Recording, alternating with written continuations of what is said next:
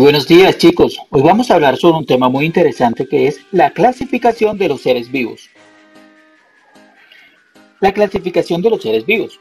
La clasificación es el proceso mediante el cual agrupamos diferentes objetos de acuerdo con sus características, sus semejanzas o sus diferencias. Clasificar o caracterizar a los seres vivos es fundamental para entender los hechos que ocurren en nuestro planeta, llevar a cabo el seguimiento de especies que tengan algún interés para la comunidad, establecer estrategias de conservación. La clasificación de especies depende de un sistema de identificación preexistente. Es decir, ¿cómo así? Que un investigador analiza los organismos y utiliza sus conocimientos para comprobar el grupo o los grupos a los que pertenecen, de acuerdo con diferentes criterios. Cualquier característica poco variable o fácilmente observable puede ser usada en la clasificación, pero generalmente se utiliza la presencia de ciertas estructuras, su forma o tamaño, la conducta del organismo, sus características celulares, entre otras. La sistemática y la taxonomía. La sistemática y la taxonomía son muy relacionadas en esto de clasificar a los seres vivos. Por ejemplo, la sistemática es un área de la biología encargada de nombrar y clasificar a los seres vivos a partir de la reconstrucción de su historia evolutiva. La sistemática, además, asume que los organismos del pasado dieron origen a los del presente y refleja la relación naturales entre los organismos por los grados de parentesco evolutivo entre las especies. La sistemática además se apoya en una disciplina llamada taxonomía, que se encarga de identificar a las especies, asignarles un nombre y agruparlas de acuerdo con sus semejanzas. Cuando un taxónomo relaciona un organismo con un grupo ya existente, lo asigna a esta misma categoría, pero a veces un organismo puede corresponder a un nuevo grupo al que es necesario asignarle un nombre mediante un sistema de nomenclaturas. ¿Y qué es la nomenclatura? Es una herramienta de la sistemática mediante la cual se establece el nombre que se le asigna a las diferentes categorías y grupos taxonómicos. Los caracteres taxonómicos. Los caracteres taxonómicos son las características que se relacionan los taxónomos para clasificar a los seres vivos. Cada organismo posee una característica particular y exclusiva de la especie o compartida con otras especies. Para describir una especie y clasificarla en el grupo adecuado, el taxónomo debe definir un criterio de clasificación confiable, considerando que un mismo conjunto de especies puede ser clasificado de distintas formas, dependiendo de los caracteres seleccionados. Los caracteres morfológicos. Los caracteres morfológicos tienen que ver con la forma de los organismos. Como es fácil observar o describir la forma, este criterio es muy utilizado por los taxónomos. Pero sin embargo, seres vivos que habitan en un mismo ambiente pueden tener formas similares en razón a algún fenómeno adaptativo, pero pertenecer a diferentes grupos taxonómicos puede ser así. Por ejemplo, las ballenas tienen cuerpos alargados y dotados de aletas en vez de patas, ¿verdad? Por lo que antiguamente se clasificaban en los grupos de los peces. Pero hoy se sabe que poseen pulmones y amamantan a sus crías como los demás mamíferos. Los caracteres fisiológicos. Cuando hablamos de caracteres fisiológicos, se refieren a las características que les permiten a los seres vivos realizar sus funciones vitales. Los organismos que pertenecen a un mismo grupo taxonómico tienen una forma particular de respirar, digerir, excretar, controlar la temperatura corporal y hasta reproducirse. Por ejemplo, los peces toman el oxígeno disuelto en el agua por medio de las branquias. Los mamíferos lo toman del aire mediante los pulmones, pero los anfibios lo toman a través de la piel, branquias o pulmones, el aire o del agua. ¿Ok? Entonces, ahora vienen los caracteres ecológicos. Los caracteres ecológicos se basan en las relaciones que se establecen entre los seres vivos y sus ambientes naturales, como el hábitat que utilizan o las relaciones que tienen con otros organismos. Este criterio, al igual que el morfológico, puede llevar a conclusiones equivocadas, ya que muchos organismos con diferentes orígenes pueden tener características ecológicas similares. Vamos a colocar un ejemplo. Los tiburones y las orcas son animales que se alimentan de carne y habitan en el mar, pero no por eso se les considera del mismo grupo natural. Los tiburones son peces y las orcas son mamíferos. Los caracteres etológicos. Los caracteres etológicos se relacionan con el comportamiento de los animales. ¿Cómo así?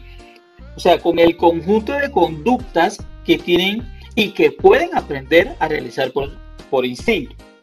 Por parte del comportamiento característico como el cuidado de los hijos, las señales de comunicación con otros individuos o la selección del territorio.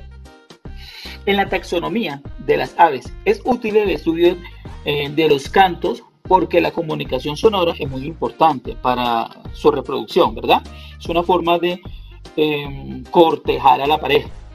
En muchos casos, los investigadores pueden determinar si dos aves pertenecen a la misma especie a partir de su canto, pues es poco probable que ocurra la reproducción entre dos individuos que no se puedan comunicar. Pero más sin embargo, el criterio etológico debe ser utilizado con precaución, porque aves diferentes pueden emitir sonidos casi idénticos. Los caracteres moleculares. Cuando hablamos nosotros de caracteres moleculares, son aquellos que nos permiten clasificar organismos con base a información de su ácido desoxirribonucleico o ADN. Su uso depende de tecnologías que brindan información sobre la secuencia de ADN para genes específicos y de los aminoácidos de algunas proteínas. Se han elaborado árboles filogenéticos en los que se representan las relaciones de parentescos entre diversos seres vivos. ¿Listo? Entonces, también se piensa que inicialmente los científicos reconstruyeron la historia evolutiva de algunos organismos a partir de información obtenida de los registros fósiles. Pero con el desarrollo de las técnicas de la biología molecular, se evidenció que algunas especies habían sido clasificadas en grupos a los que no pertenecen, pues no comparten secuencias genéticas similares al ancestro común sugerido. Los caracteres citológicos. Los caracteres citológicos se basan en las características de las células que conforman los organismos. Este criterio se usa para formar dos enormes grupos de seres vivos: los eucariotas, que tienen núcleo delimitado por una membrana, y las procariotas, cuyo núcleo no está definido debido a la ausencia de una membrana. También se usa para hacer grupos más pequeños. Pues colocamos un pequeño ejemplo. Digamos, los taxónomos que estudian la diversidad de monos han encontrado que se puede reconocer una especie por el número de cromosomas que hay en su núcleo. Esto es muy útil porque algunas especies de monos son casi iguales a simple vista. Entonces, gracias, teniendo en cuenta a la ingeniería molecular, los taxónomos, ellos con sus investigaciones, teniendo en cuenta su número de cromosomas, pueden formar o agrupar, teniendo en cuenta ese número, en diferentes primates. Ahora vamos con los sistemas artificiales de clasificación. Ok, entonces, los sistemas de clasificación son procedimientos que permiten organizar a los seres vivos, utilizando un criterio particular. Los sistemas artificiales de clasificación son los que agrupan a los seres vivos según criterios diferentes de su historia evolutiva. Los primeros humanos clasificaban artificialmente los organismos de su entorno según la utilidad en comestibles, medicinales y venenosos.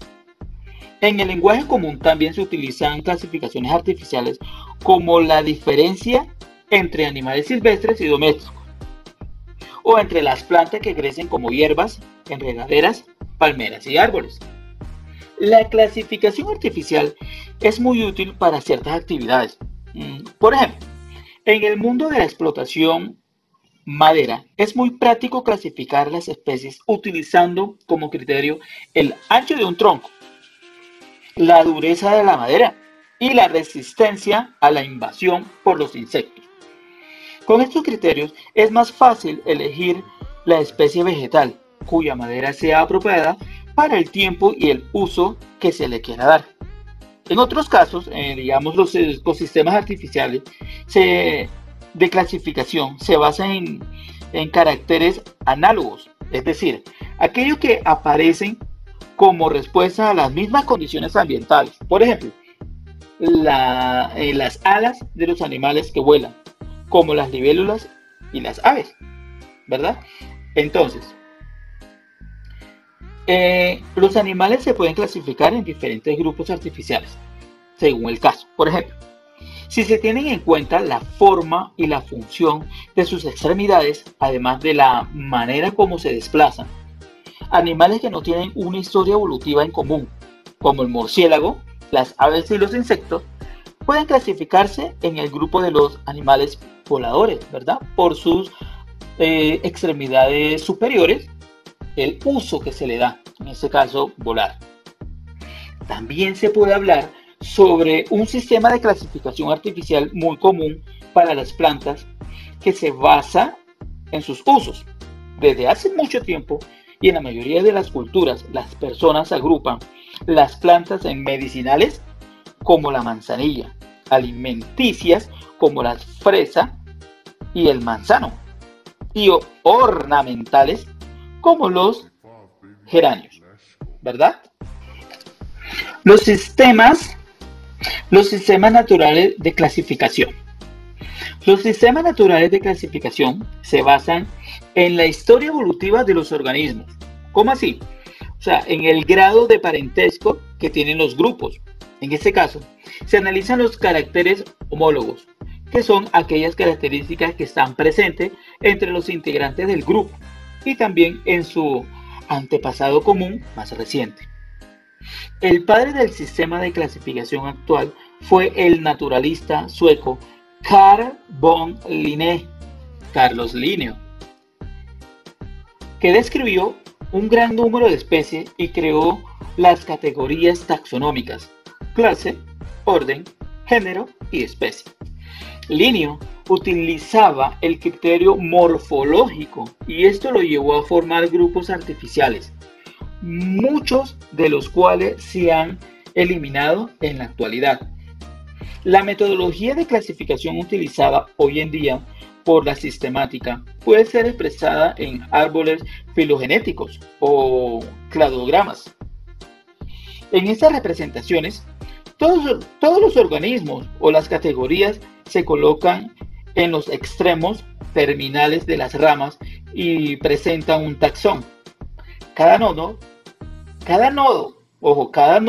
es decir, es el punto, aquí podemos observarlo, es el punto de ramificación que corresponde a un ancestro común que idealmente da origen a dos ramas. Entonces, las ramas que podemos observar, vamos a ver si podemos observar, estas son las ramas. Ustedes observan aquí, estas son las ramas. Ahora, cada nodo, los nodos son estos. Esto que ustedes observan aquí son los nodos, esos puntos, ¿ok? De esos puntos. Cada nodo representa la diversificación y el ancestro en común de las ramas de encima. Entonces, de las ramas de encima, aquí está. Cada nodo representa la diversificación de las ramas de encima. Ok. Y estas son las características derivadas del grupo. Aquí lo tenemos, características derivadas del grupo. ¿Listo? Este es un cladograma. En este ejemplo que podemos ver acá, todos los vertebrados provienen de un ancestro común denominado tetrápodo. Aunque sus extremidades tengan formas diferentes, poseen huesos similares que construyen caracteres homólogos. como se pueden dar cuenta aquí. ¿Listo? La extremidad de un hombre, la del gato, de una ballena y de un murciélago. Las categorías taxonómicas. En el sistema de clasificación que se usa actualmente, se basa en las categorías taxonómicas, que son rangos o niveles de agrupamiento. Cada categoría contiene a las inferiores y es contenida por las superiores. Las categorías inferiores, son grupos pequeños que incluyen organismos con muchas características en común. Y las categorías superiores son grupos grandes que incluyen una mayor diversidad de seres vivos. La categoría inferior se llama especie y la superior recibe el nombre de dominio. Podemos observarla en este caso. ¿Listo? Entonces, vamos a empezar de la que posee menor, digamos, la más pequeña, a donde hay menos organismos, que viene siendo la especie. La especie, entonces, es la clasificación más pequeña de organismos de origen común, como ya les había dicho, que comparten además características que no se observan en otros grupos. Los miembros de una especie pueden reproducirse entre sí y su descendencia ser fértil. La especie del perro, ¿verdad? Especie del perro doméstico es Canis lupus, nombrada a partir de la nomenclatura binomial. ¿Listo? En este caso tenemos el ave. ¿Listo? En el género, en el nivel de abajo, ¿verdad? Que ya posee más organismos, está constituido por especies que muestran relaciones muy cercanas, ¿verdad? En este segundo nivel, viene siendo la familia, este tercer nivel, que viene siendo la familia, en esta categoría agrupa varios géneros y puede estar subdividida en subfamilias. Por ejemplo, en el cuarto nivel, que podemos observar que viene siendo el orden, agrupa organismos de varias familias que comparten ciertas características, ¿verdad? Acá en las clases se agrupa órdenes que comparten ancestros en común. Y en la que nos sigue, de forma, digamos, de menor cantidad a mayor cantidad, el filum o filo está formado por varias clases. Pues aquí se puede observar, ¿verdad? Que hay varias clases de aves, ¿verdad? Aquí tenemos un pato, ¿verdad? Es un pelícano. Está conformado por varias especies. ¿Listo? Acá, ese es el filo. En el filo, a donde se encuentran las varias especies que tenemos: el canguro, la tortuga, el pez, el reptil que acá tenemos y el anfibio. En el reino Animalia, ¿verdad? En el reino, es una de las grandes divisiones en las que se agrupan los seres vivos, después de los dominios. Y acá en los dominios, Eucaria, recordemos que la Eucaria está conformado por los organismos con células eucariotas, ¿verdad? Entonces, en los dominios es la máxima categoría de clasificación de los seres vivos. ¿Listo? Entonces, si vamos de forma ascendente, lo primero sería dominio, reino, filum, clase, orden, familia, género y especie. Si vamos de forma descendente, sería especie, género, familia, orden, clase, filum, reino y dominio, ¿verdad? Ok. El sistema de clasificación de dominios. Hace más de 30 años, la categoría taxonómica que agrupaba todas las demás áreas, el reino, y existían 5 reinos: los monedas, protistas, hongos, vegetales y animales, ¿verdad? Los que comúnmente nosotros conocemos. La reina Monera agrupaba a todas las bacterias que son organismos procariotas. Actualmente, gracias al avance en los estudios en sistemática, principalmente, con aplicación de las técnicas de biología molecular, los especialistas sugieren agrupar los reinos de los seres vivos en tres grandes dominios, ¿vale? Entonces serían las bacterias, la archaea, ambos procariotas, y eucaria, conformado por los eucariotas. Los dominios se definieron utilizando criterios moleculares, ya que en cada grupo hay ciertas diferencias entre las estructuras que forman algunas partes de la célula, como la membrana y la pared celular. Esas diferencias se descubrieron recientemente y siguen siendo estudiadas, por lo que este esquema de clasificación podría cambiar en algún futuro. Por ahora, la teoría indica que cuando apareció la vida en la Tierra existió una importante diversidad de organismos procariotos entre los que se encontraba el ancestro común de todos los organismos actuales.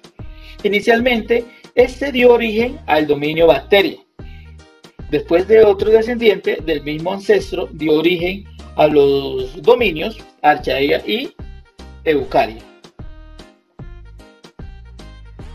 Dominio eucaria.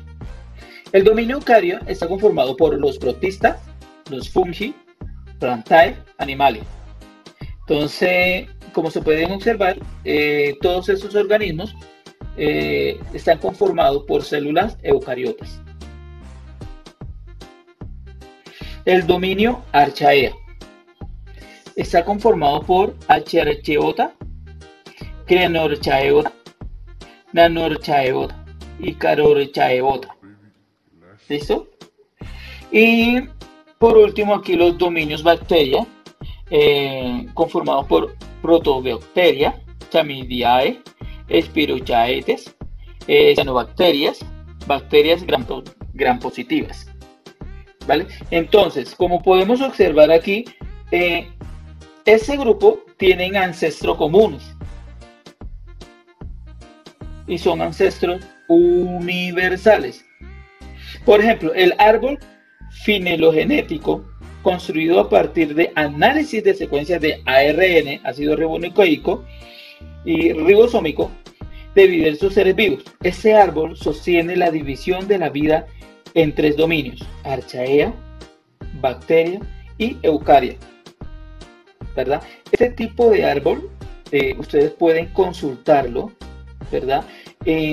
Cómo se llevó a cabo molecularmente su construcción.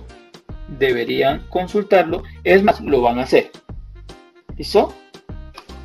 Ahora bien, vamos a empezar a caracterizar de poquito en poquito cada uno de esos tres dominios. Entonces, el dominio bacteria. Las bacterias son organismos procariotas y son los seres vivos más abundantes en el planeta.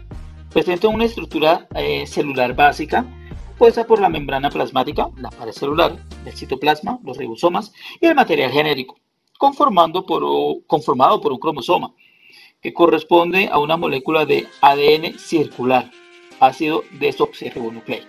¿Ok?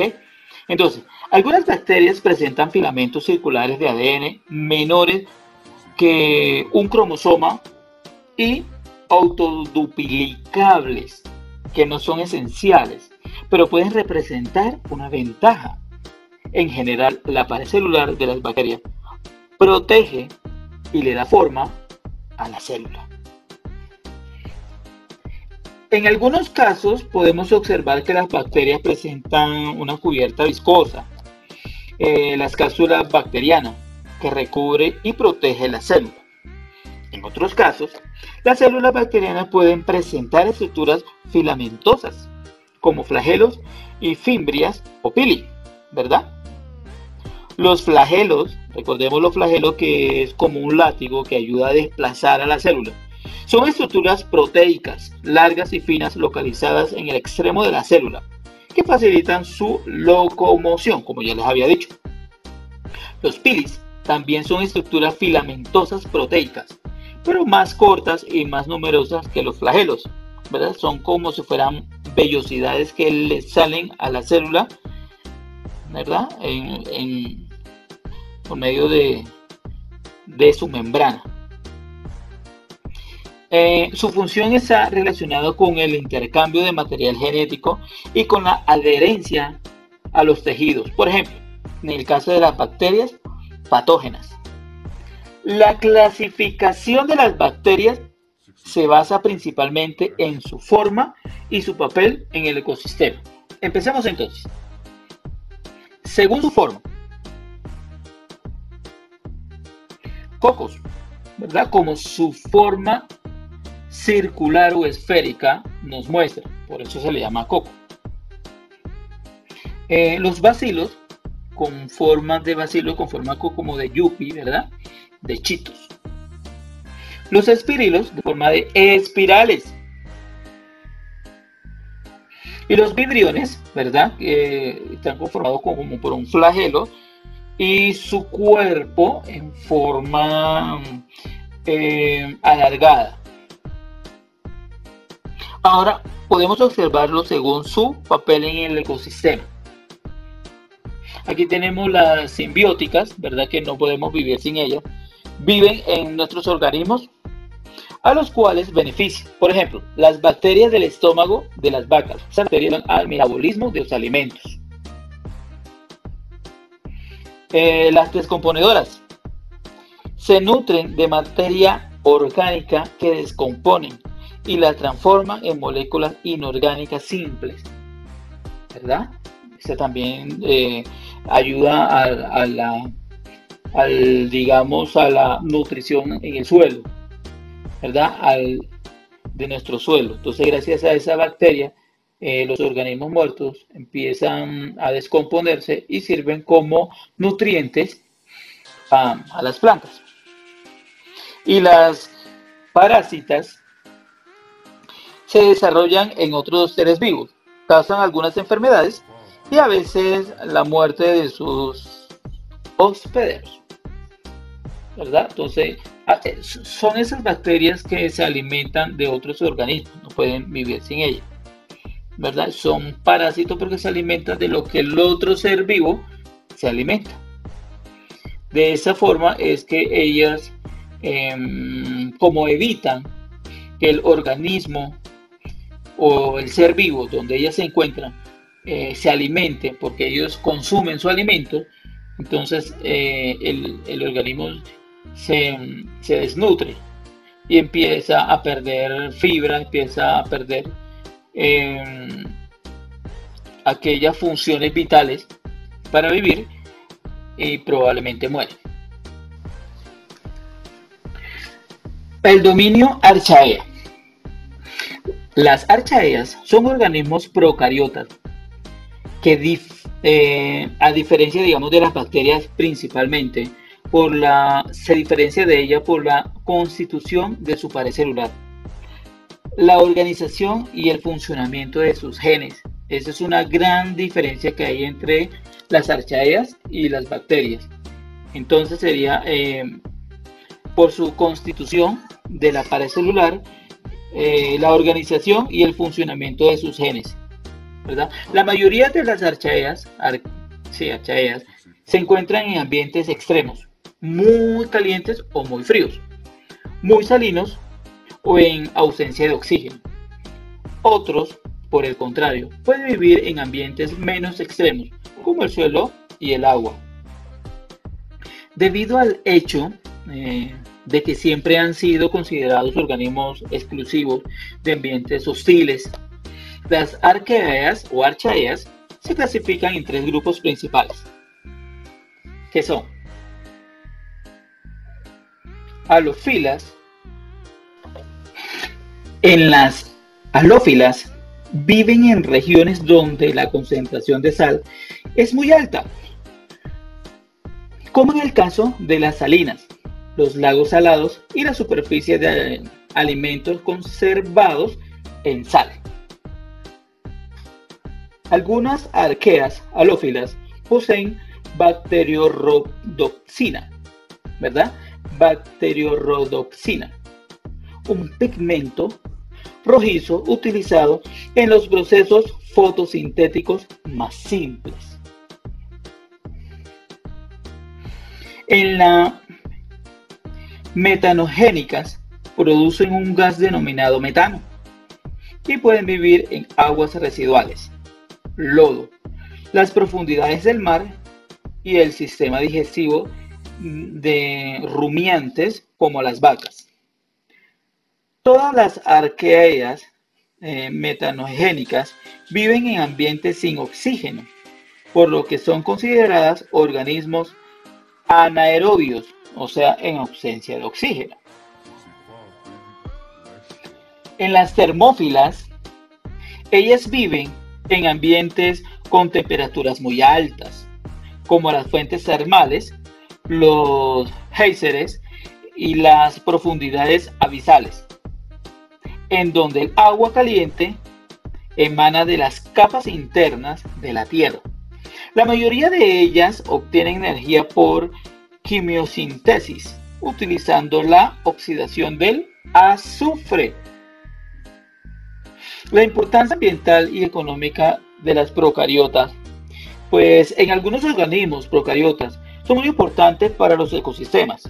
Además de descomponer la materia orgánica, pueden eliminar sustancias nocivas del agua o el suelo, pues también permiten que las plantas incorporen el nitrógeno presente en la atmósfera y así esté disponible para el resto de la cadena alimentaria. El dominio eucaria. El dominio eucaria incluye a los organismos constituidos por células eucariotas, como ya les había dicho anteriormente. Estas células poseen una red de membranas internas que mantienen su material genético aislado, formando un núcleo definido y estructuras con funciones especializadas denominadas organelos. Este tipo de células son propias de los reinos protistas, fungi, plantae y animalia, cuyas características se resumen a continuación. Entonces, el reino plantae son organismos pluricelulares, son autótrofos con pared celular de celulosa, ¿verdad? En el fungi son unicelulares y multicelulares, son heterótrofos con pared celular de quitina. En el animalia son multicelulares o pluricelulares y además son heterótrofos, ¿verdad? En los protistas son algas y protozoos. Además también son unicelulares y multicelulares. Son autótrofos y heterótrofos. ¿Listo? Entonces, eso es todo. Gracias por escucharnos. Mil gracias.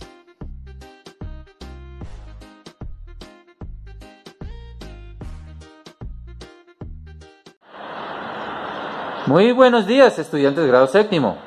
Vamos con la siguiente guía, la número 6 de biología. Entonces empezamos con la pregunta. Explica cómo se puede agrupar los seres vivos según sus características taxonómicas. Esta pregunta, igual que las otras guías, la respondemos al final de la guía. Hilo conductor, los seres vivos, eje temático, taxonomía y dominio. El objetivo, comprender la clasificación de los organismos en grupos taxonómicos, de acuerdo con el tipo de células que poseen y reconoce la diversidad de especies que constituye nuestro planeta y las relaciones de parentesco entre ellas. Entonces, vamos a escribir lo que nos dice el profesor en esta guía. Vamos a la hora.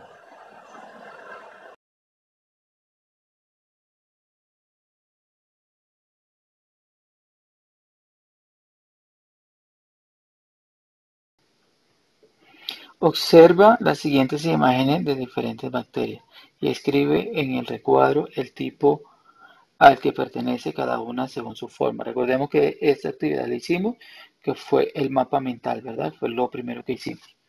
Entonces, aquí nos dice, Si uno lo observa por medio de su forma, este sería coco, ¿verdad? Coco por su forma. Este sería bacilo, ¿verdad? También por su forma, bacilo. Espirilo, porque tiene forma espiral, y ese vibriones, ¿verdad? Vibriones, porque tiene también hasta un látigo, ¿verdad? Que es por medio donde ellos se desplazan o lo utilizan para desplazarse. Un flagelo. Carlos Linneo nos habla, él es el padre de la taxonomía, fue el primero que habló sobre el agrupamiento o características de los organismos o su clasificación. Interpreta la siguiente información, luego realiza las actividades. La siguiente tabla presenta los datos de 5 especies de diferentes dominios y reinos. Entonces, aquí tenemos la primera especie, A, B, C, D y E son las especies. Entonces, es eucariota. Entonces, empezamos. Listo, miren, observen. Ok, es procariota y es multicelular. La especie A, la B, procariota unicelular y es heterótrofo. La C es procariota pluricelular, presencia de tejido, heterótrofo. Eucariota unicelular y así. Listo, vamos a leer entonces. Indica el dominio y el reino al que pertenece cada especie de acuerdo con las características de la tabla. ¿Ok? Entonces, el A, si observamos, es protista porque es procariota, ¿verdad? Procariota, multicelular, y aquí debería ir una X indicando que es autótrofa, por eso es protista. La B es procariota, B procariota, unicelular y es heterótrofo, ¿verdad? Listo, entonces esta vendría siendo, esa X debería ir acá, en eucariota, unicelular y heterótrofa. Vendría siendo fungi, hongo, ¿verdad? La B, ¿verdad? Hongo, este es fungi, procariota, no, este es, ¿cómo es? Protista,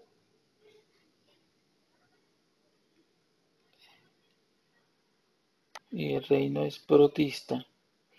Reino protista y la especie vendría siendo eh, protozoo. La C es que, mire, es que en la tabla esto venía abajo. La eucariota venía abajo y la procariota venía arriba. Por eso está la confusión. Entonces, en la C sería eucariota de nuevo, ¿verdad? Eucariota de nuevo. Entonces, se intercambiaron, fueron estas dos. Y sería eucariota, pluricelular, presencia de tejidos y es heterótrofo. ¿Qué vendría siendo? Animalia, ¿verdad? Sería animal, reino animal, dominio animal. Es eucariota y reino vendría siendo animalia. Eucaria vendría siendo esta, eucaria. Eucaria. Dominio eucaria, reino animalia. La D vendría siendo, esta sería procariota, unicelular y autótrofo. La D vendría siendo cianobacteria, ¿verdad? Y vendría siendo, si es cianobacteria, vendría siendo reinobacteria. Dominio,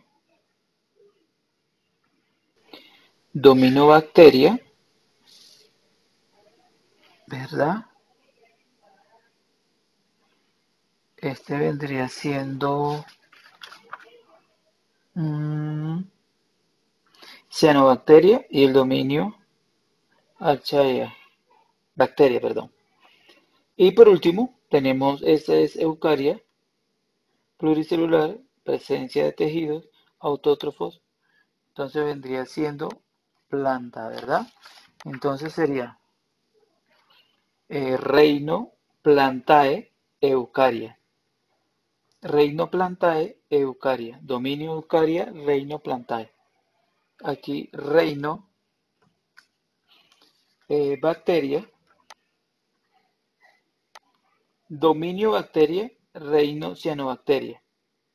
¿Verdad? Dominio bacteria, reino cianobacteria.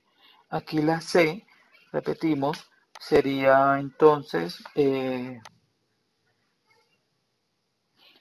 reino animalia y sería dominio eucaria. Reino animalia, dominio eucaria. Acá sería en la B, sería dominio eucaria, reino fungi, dominio eucaria, reino fungi. Y acá en la A sería dominio eucaria, reino protista. Dominio eucaria, reino protista. ¿Ok? Ahora sí. Responde qué características diferencia una bacteria de un protisto. ¿Verdad? Una de las diferencias que yo les puedo ayudar en eso sería que todas las bacterias son unicelulares. En cambio, los protistos hay unos que son unicelulares y otros que son pluricelulares. ¿Verdad? Esa sería una de las diferencias. Las bacterias son procariotas y los protistos son eucariotas. ¿Verdad? Pasemos al punto siguiente. Completa en la línea el nombre del carácter taxonómico que corresponde a cada una de las siguientes características del guepardo. Su cola mide entre 66 y 88 centímetros. Entonces, si hablamos sobre la taxonomía, que nos habla sobre la parte física, vendría siendo especie. Aquí vendría especie. Se alimenta de animales herbívoros. Este vendría siendo el orden. Es resistente a la falta de agua. Familia iría aquí. Su pelaje es del mismo color del león, con manchas redondas y negras. Aquí vendría siendo clase. La hembra adulta son solitarias. Género. Vive en la sabana africana. Filum. Filum se escribe pilum. P-H-Y-L-U-M. Filum. ¿Ok? Punto siguiente.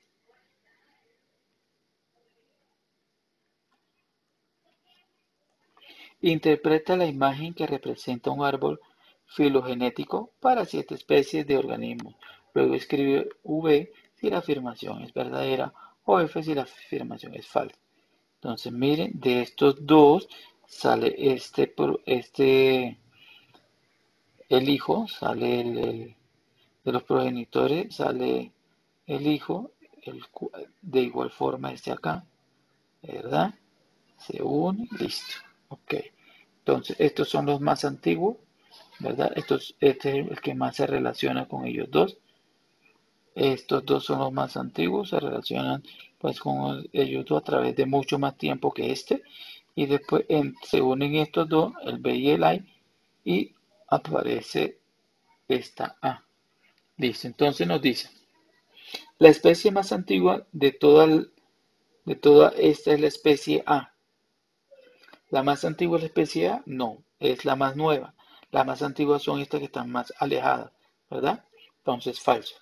Las especies que tienen un mayor parentesco entre sí son la E y la F.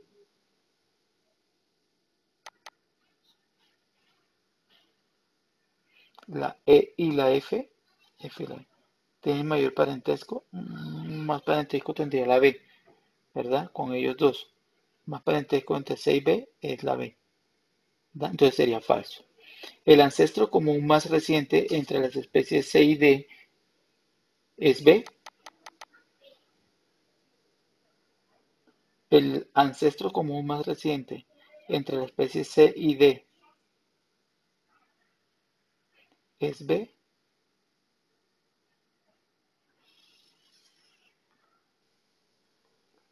C y D. Entonces, este vendría siendo D, ¿verdad? Este vendría siendo D. C y D es B, es correcto. Ustedes pueden corregirlo allá en su cuaderno. ¿verdad? Cambien esa B por una D. Listo, al igual que el punto anterior donde estaba eucariota y procariota. Suben procariota y bajan eucariota, ¿verdad? O a lo contrario. En el punto anterior ese donde estaba, suben procariota y bajan eucariota, ¿vale? Listo, entonces esta sería verdadera, porque aquí vendría D. El ancestro común más reciente entre las especies F y G es A. F y G es A.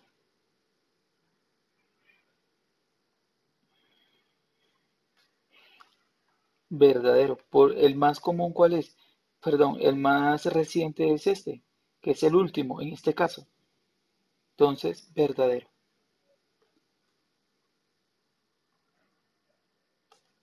Responde las preguntas de acuerdo con la siguiente información. Las imágenes representan tres formas de clasificar los seres vivos propuestas por pensadores en diferentes momentos de la historia. Plantae Animalia por Aristóteles, Plantae Animalia y aquí está Plantae Protista Haeckel y Animalia, ahí están los reinos, ¿verdad? Ahí sí están los reinos por Wikiter, Monera Protista Fungi y Plantae. Ok. ¿En qué criterios taxonómicos se pudo haber basado Aristóteles para proponer su clasificación? Entonces, él clasificó los animales y plantas por su aspecto externo, ¿verdad? Por su parte física, por la parte de afuera. Si Whittaker fuese contemporáneo, o sea, de la misma época de Aristóteles, podría fundamentar y comprobar su propuesta. ¿Por qué? No lo podría hacer, ya que en la época de Aristóteles no existía el microscopio, ¿verdad? No lo podría hacer porque en la época de Aristóteles no existía el microscopio. En cambio, en la de Whittaker sí. Entonces, por eso él pudo agrupar o clasificar a los organismos teniendo en cuenta sus células, ¿verdad? Eucariotas y procariotas, ¿vale? Pasemos al punto siguiente. Detalla con atención el siguiente texto, luego completa las actividades. Las bacterias simbióticas humanas. Si pudiésemos mirar nuestro cuerpo a nivel microscópico, nos llevaríamos una sorpresa. Somos un gran ecosistema donde viven millones de microorganismos, fundamentalmente bacterias. Nuestro cuerpo reconoce la mayoría de bacterias que viven a él y no intenta destruirlo. Poco a poco, algunas de ellas se han convertido en nuestras aliadas. Las bacterias nos aportan beneficios y nuestro cuerpo les ofrece un hábitat idóneo. Las bacterias de la piel y las mucosas, al estar en contacto con el exterior, se han convertido en nuestro primer mecanismo de defensa, ya que compiten con las bacterias patógenas y otros microorganismos que tratan de instalarse en ellas y los eliminan. En el aparato digestivo, las bacterias nos ayudan a digerir los alimentos y nos aportan algunos nutrientes. Ok, explica por qué decimos que nuestro organismo es un gran ecosistema. Recordemos que nuestro organismo posee otros organismos internos, entre ellos las bacterias. Nosotros poseemos bacterias en la boca que ayudan a mantener, a, digerir, a diluir eh, los alimentos. También hay bacterias en nuestro intestino grueso que ayuda a descomponer, ¿verdad? Los alimentos. Recordemos que también a veces tenemos unos parásitos llamados en, en el estómago, ¿verdad? Entonces sí, nosotros poseemos gran cantidad de organismos, ¿verdad? Y nosotros somos un ecosistema. Las bacterias son aquellas que se encargan de, en algunas ocasiones, de destruir aquellas bacterias patógenas que tratan de ingresar a nuestro cuerpo para causarnos enfermedades. Escribe una definición del término simbiosis con tus propias palabras. Recordemos que la simbiosis es la relación que hay entre dos organismos y no se pueden separar porque ambos dependen del otro, ¿verdad? O hay una ayuda de mutuo acuerdo, ¿verdad? Ustedes pueden consultar un poquito más y escribir. Explica la importancia que tienen algunas bacterias para el correcto funcionamiento de nuestro organismo. Como ya les había dicho, las bacterias aquellas que se encuentran en los intestino grueso, que ayudan a la, a la descomposición, bueno, a la descomposición no, a la excreción de los residuos que no necesita el cuerpo. Ustedes pueden ir consultando y alargan el tema, ¿vale? La siguiente cladograma muestra las relaciones parentesco entre diferentes especies de organismos. Tenemos A, B, C, D, E. Entonces, este vendría siendo el ancestro, la línea de ancestro del más antiguo al más reciente, ¿verdad? Y aquí podría ser el primer organismo presente. Esta vendría siendo las características o la evolución que ha tenido ese organismo, ¿verdad? De poco a poco. ¿Ok? Listo, entonces. ¿Cuál de las siguientes afirmaciones sobre el parentesco de las especies es correcta? Las especies de provienen de un ancestro diferente al resto de las especies. El ancestro de, no, todos provienen del mismo ancestro, ¿verdad? Que es esta línea de acá. La especie A, B y C comparten un ancestro común reciente. A, B y C, claro que sí. A, B y C, reciente para ellos, ¿verdad? Esta es la respuesta correcta. Porque la especie con una relación más cercana son la H y la E.